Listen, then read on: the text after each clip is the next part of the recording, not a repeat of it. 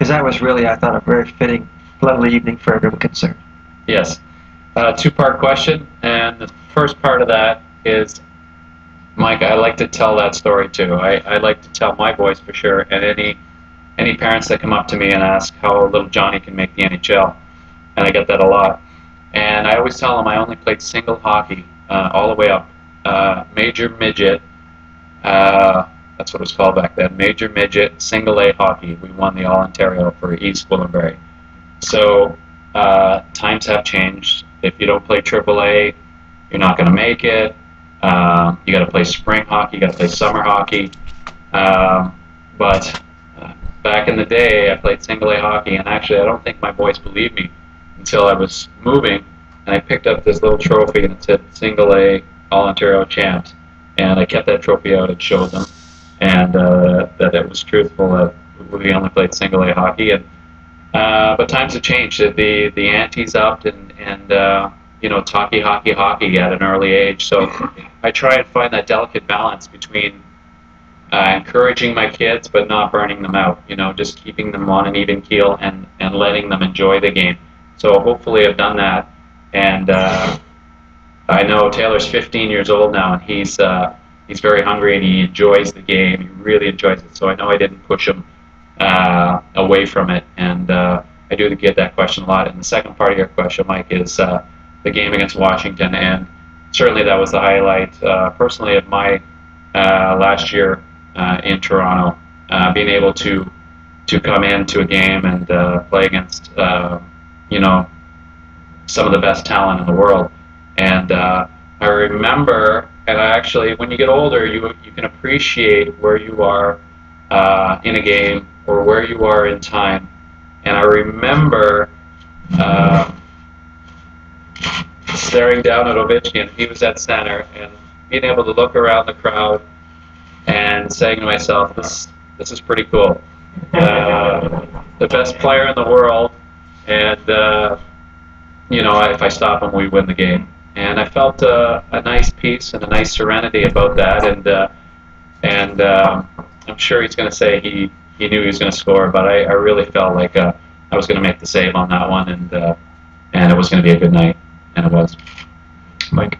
Curtis, your numbers are comparable to a fair amount of goalies that are already in the Hall of Fame. So Curtis Joseph officially retiring from the NHL after 19 seasons. I was curious to see how he would react, because here we are, January 2010, midway through a season. You couldn't wrestle the mic away from him. He went longer than you on your press conference. But he got Brian Burke. I thought that was a very nice touch for Brian Burke. They're very classy. Yeah, he only had 21 games with Brian Burke as his general manager, but Brian ran through all the stats and everything. Yeah, that was really great to see. Very impressed, Brian. Thumbs up for that. But Cujo very accepting, in fact saying no regrets, and just the timing of it made me think that deep down he may have been hoping that maybe somebody came calling this year, and maybe there would be one more season in that. Well, he looked like he's ready to make a decision for sure. He was really relaxed. That was Cujo right there. He's totally relaxed. Yeah, there's no doubt his last stop was going to be as a Toronto Maple Leaf. So even if someone did call, I don't think he would have gone. I think he made it abundantly clear that he wanted one more crack at it, and of course that was with the Toronto Maple Leafs, and it was going to end there. So I agree with Ty that he's very comfortable where he is, and he wouldn't change anything. You have 3 kids playing minor hockey. You have to be around. Hey, I have one playing. It's funny listening to him talk about Tristan wanting to go back on the ice. What he didn't mention is Richard Petty wanted to charge him $2,000 for the hour.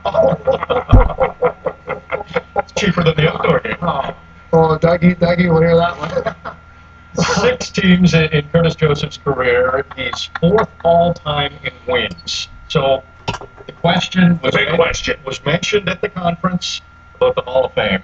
Nick, start with you. Do you think he's a Hall of Fame? I do, RJ, and you look at the longevity, and you look at what it takes to be a Hall of Famer, and is the Stanley Cups to be all, end all? No, absolutely not. You look at your contributions and the impact that you had over your career, and you look at Curtis Joseph, and no, he did not win a Stanley Cup, but when he comes to the competitiveness and being at the top of your game, he's amongst the best in history. I think he's the best goaltender in history to not win a Stanley Cup. I mean, that speaks volumes. For me, that's enough to be in the Hall of Fame.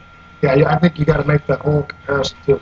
Mike Gardner had a great career, Hall of Fame, right? So Curtis Joseph, great career, and definitely Hall of Famer. So I'm here as a friend for Nick Kiprios to help him out, but obviously for Curtis Joseph too, and obviously he's a friend, and he's definitely a Hall of Famer in my books. Obviously special for you, Ty, just all the good times you had with him, especially with the Maple Leafs. Do you think, when you look at those teams with the Leafs, the two that went to the conference finals, did he carry the teams a little bit? Was the talent there to get to the conference final, or does Curtis Joseph deserve a lot of credit? Well, he deserves a lot of credit, but I think, what Pat did with us is he let us just, play. And I think that's one thing that we all kind of built a core of guys around, and same guys, and Madsen, Curtis were a big part of that, and Gary Roberts, and Joe Newman.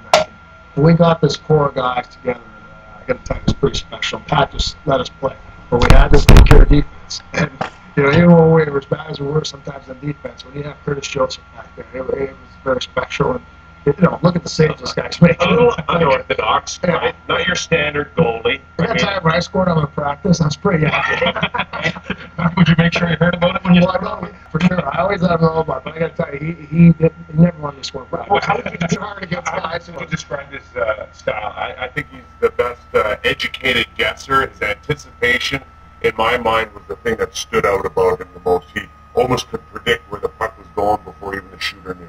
Yeah, he made some saves. I'm telling you, you don't know where it came from, the glove, the foot, something, the stick. Like he Never gave up on it. No, and it was always there. And even if it was a goal that should have went in, and he just missed it, he would be so upset about missing it because he thought he had it. How about getting a pass from him when he played the puck? Yeah, he'd always turn his backhand. He always turned his backhand, but he could fire it on his backhand, I can tell you. Well, Curtis Joseph, 5th all-time in appearances, 4th all-time in wins. The Hall of Fame question will still be asked, and he will be one of the guys right in the mix. Like to thank Ty Domi for coming in, our special guest, of course, Nick Kiprios. Me too, RJ.